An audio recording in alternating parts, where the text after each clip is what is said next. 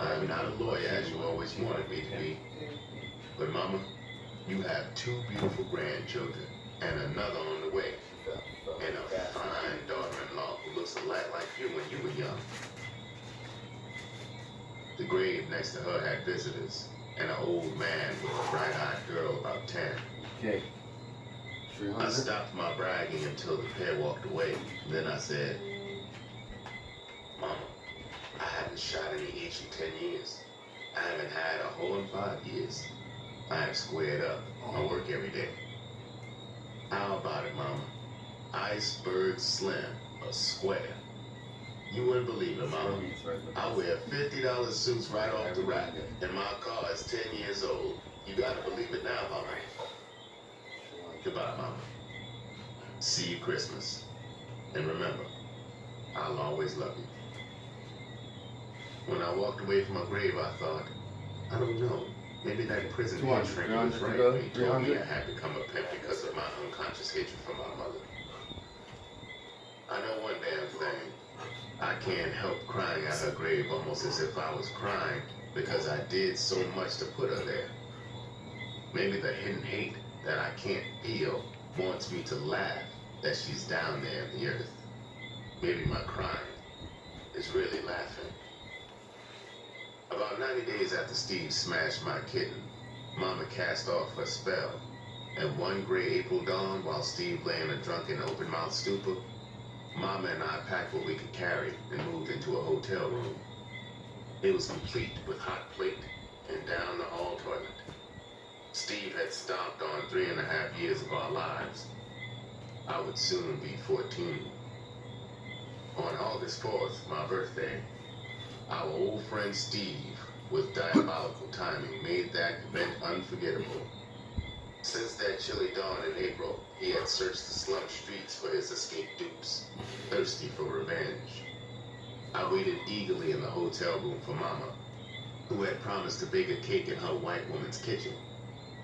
She said she would be home early at 6 o'clock to celebrate my birthday. Well, she came home all right on the 7th of August from a hospital with her broken jaw wired and her body covered with bruises. Steve had stalked her and attacked her with his fists and feet and then escaped through the grimy catacombs of the ghetto. All that night and the next day I crouched in the dark shadows beneath his stairwell, gripping a gleaming ice pick. He never came back. He had moved. 20 years later, while idly looking from the window of a plush hotel suite, I would see something familiar in the white-haired, stooped figure of a garbage collector on the street 3 stories down. I blacked out. When reason returned, I was down there on the street in the bright morning sunlight, clutching a pistol, wearing only a pair of red silk pajamas.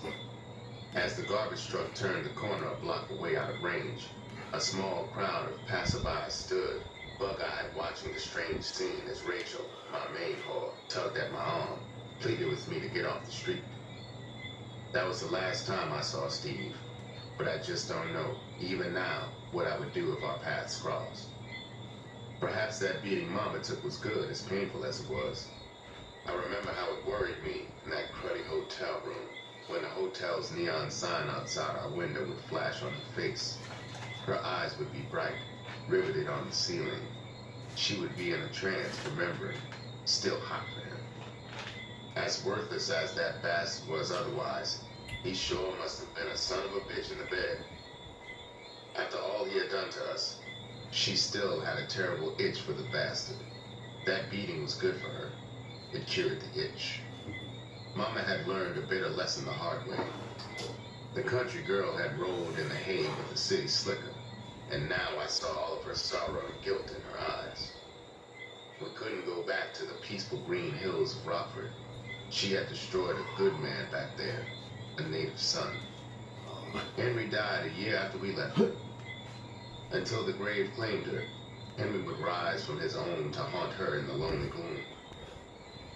Mama was desperate to save at least fragments of her image, to hold fast to the love and respect I had for her in Rockford. I had seen too much, had suffered too much. The jungle had started to embalm me with bitterness and hardness. I was was losing page by page the fine rules of thought and deed that I had learned in church, from Henry, from the Boy Scout troop in Rockford. I was sopping up the poison of the street like a sponge. I had begun to play Steve's favorite game, craps, in the alleys after school. Dangerously, I was frantic to sock it to every young girl weak enough to go for it. I had to run for my life one evening when an enraged father caught me on his back porch, punching animal-like straddled his daughter's head. I had become impatient with the unusual thickness of her maidenhead. Chapter 2. First Steps. Chapter 2. First Steps into the Jungle. The slide was greased. I was starting my long plunge to the very bottom of the grim pit. I guess my trip downward really was cinched when I met a petty hustler who was very likable, and we became pals. My hustler pal was called Party Time. By the time he was 23, he had done 4 bits in the joint. On each fall, he had been jacked up for either strong-arm robbery or till tap. He got his moniker hung on him because as soon as he scored a scratch, he would make fast tracks to the nearest underworld bar. When he got inside the door, he would shout, "All right, you poor-ass bastards, it's party time, and Joe Evans is in port, with enough scratch to burn up a wet elephant. All you studs stop playing stink finger with these long cock whores, and everybody belly up to the log and get twisted on me." His flat African features were pasted to a skull that could have belonged to a caveman. He was short, powerful, and shiny black. He was ugly enough to break daylight with his fist, but for some curious reason, he was irresistible to many of the thrill-seeking white women who sneaked into the black side of town, panting as they chased after that hoary myth. Nigger men do it so good, it thrills you to your toenails. There was a fast sheep joint with the trick rooms in the rear, right on the alley. I was peeping one night into one through a frayed shade when I saw Party Time for the first time. My eyes were bugging when I saw the tall Viking-type white man, his tiny but voluptuous female white companion, and Party Time taking their clothes off. Finally, they stood there, naked. I could see their lips moving, so I pressed my ear and eyes sidewise against the window that was open a couple of inches at the top to get the sound. The white joker was tenderly hefting Party Time's weapon into his hand like maybe it was Ming Dynasty pottery. He said excitedly to the broad, "Oh, honey, can you believe the size, the beauty of it?" In the glow of the room's red light, that broad looked like an animated portrait by I just thought I should switch to her my eyes were blue fire in her passion. She purred like a Persian kitten and pounced onto the bed. Party Time stood at the side of the bed looking down at her. He was an ebony executioner. His horizontal axe cast a cool shadow across the snowy peaks, rose tint. My trouser front was tinted as I pressed even tighter against the window. I had never seen anything like this back in Rockford. Then, to my amazed ears, the white man said a strange thing as he pulled a chair to the end of the bed and sat on the very edge of it. He was breathing hard when he said, "All right now, boy. Stab it into her. Hurt her. Punish her. Crucify her. Good boy. Good boy." The broad looked so fragile and helpless to my naive eyes that I felt a pang of pity pulse inside me as she moaned and whimpered in painful pleasure beneath the black demon, savagely pile-driving between the jerky white legs, jackknifed, imprisoned behind the sweating, punching black shoulders.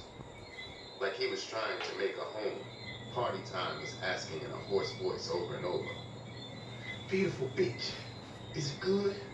Beautiful bitch, is it good?" The white man was an odd, funny sight as he raced around the arena like a demented Caesar, cheering on his merciless black gladiator. Finally, when the show was over and they started to dress, I went to the front and sat on a stoop next to the joint. I wanted to get a close-up of the freaks. When they got to the sidewalk in their street clothes, they were disappointingly normal. Just a clean-cut white couple having a parting chat with a grinning black Negro. The mixed-up couple went down the sidewalk away from me. Party time came toward me. He didn't notice me sitting on the stoop. I was itching with curiosity, so I hit on him when he came abreast. It startled him. His face got stiff. I said, "Hey, Jack, how you doing? That sure is a fine silk girl, huh? You got a square to spare?" He fished a cigarette from his red shirt pocket, handed it to me, and said, "Yeah, kid, she's fine as a Valentine.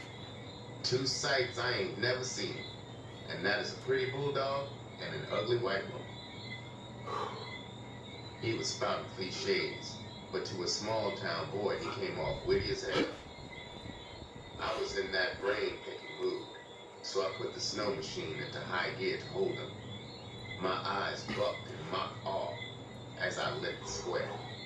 I said, "Thanks, man, for the square.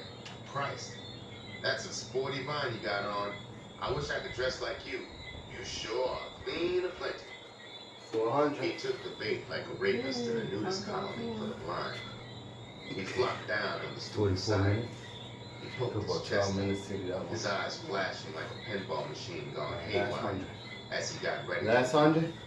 He 400. hiked the pants legs of Listening his to some green Ice check Brass suit Neil. to his calves to show his The blood Bible. red socks. The huge zircon on his right pinky glittered under the street lamp as he cracked his knuckles and said, "Kid, my name is Party Time, and I am the best flat-footed hustler in town.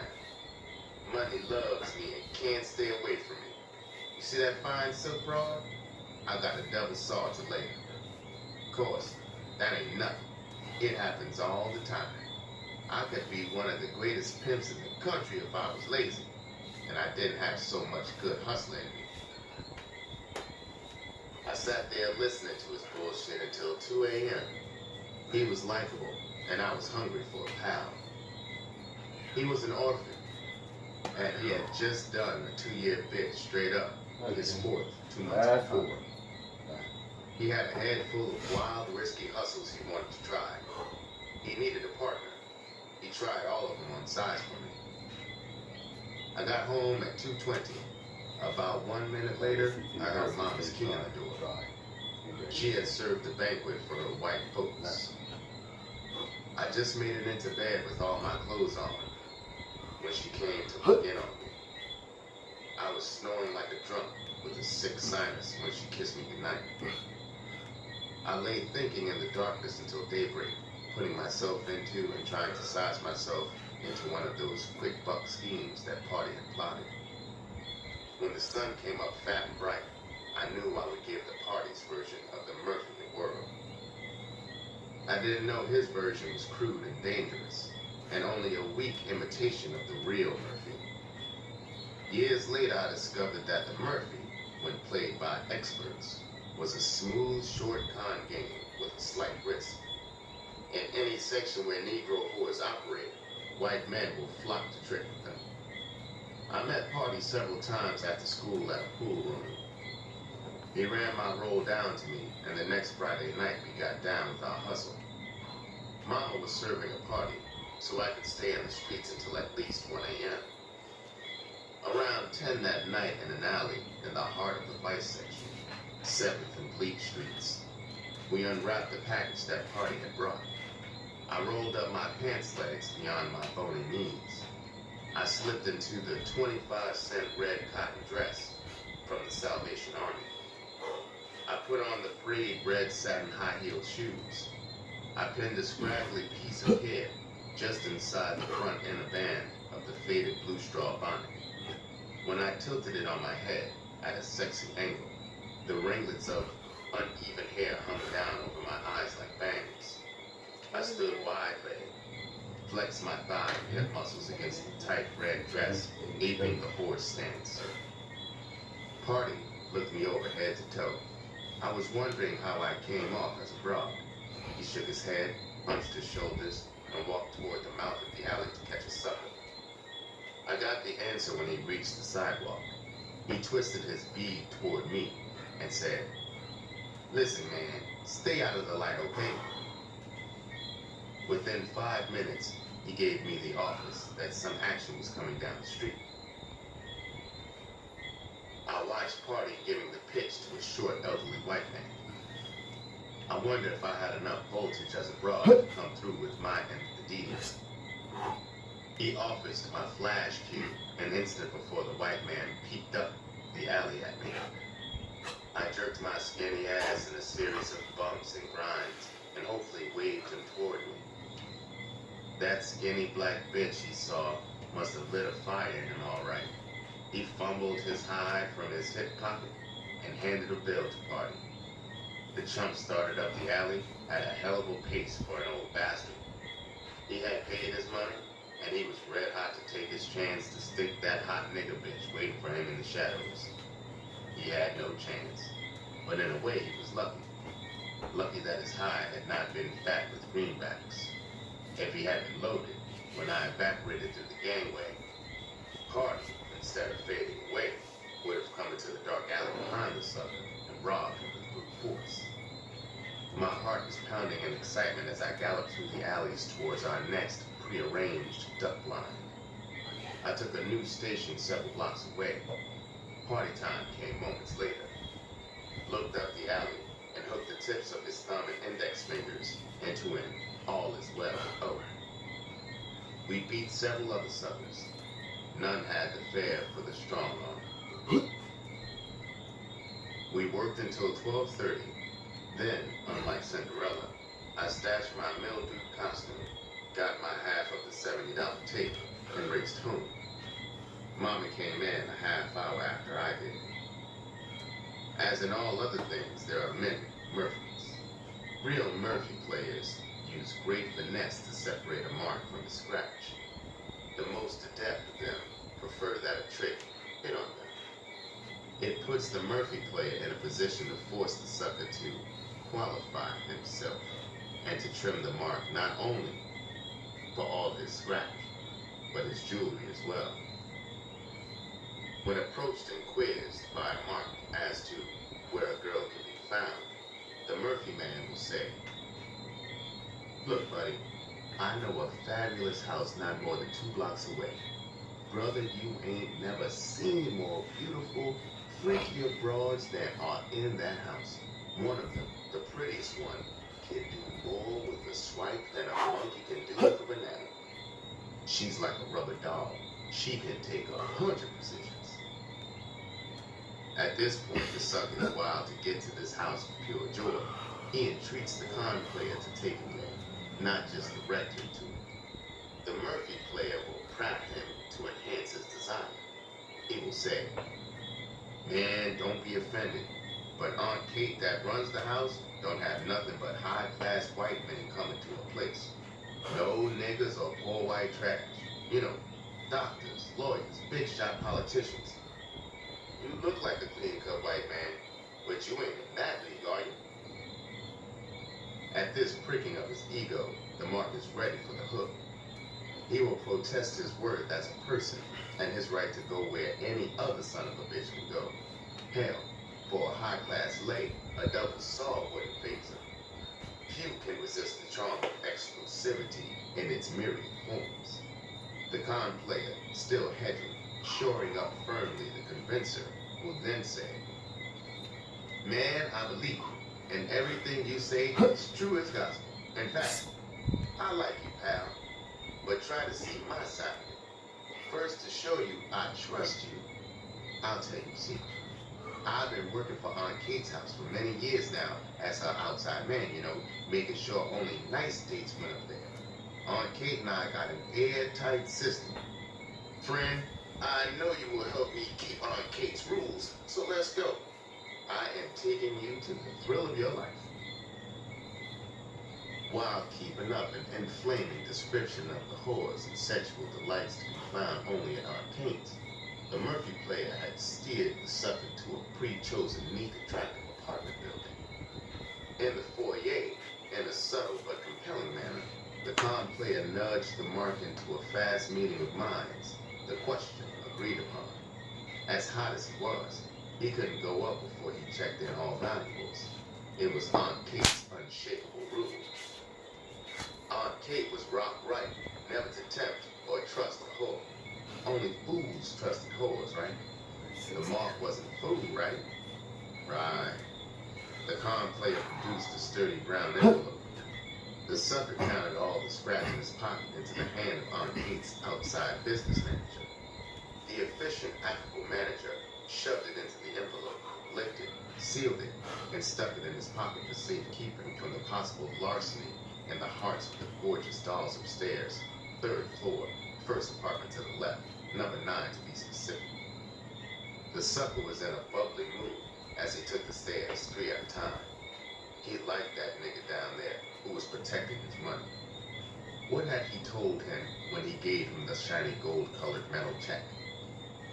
Harry pal, this one's on me. Just go up and hand it to Aunt Kate. Everything is going to be all right.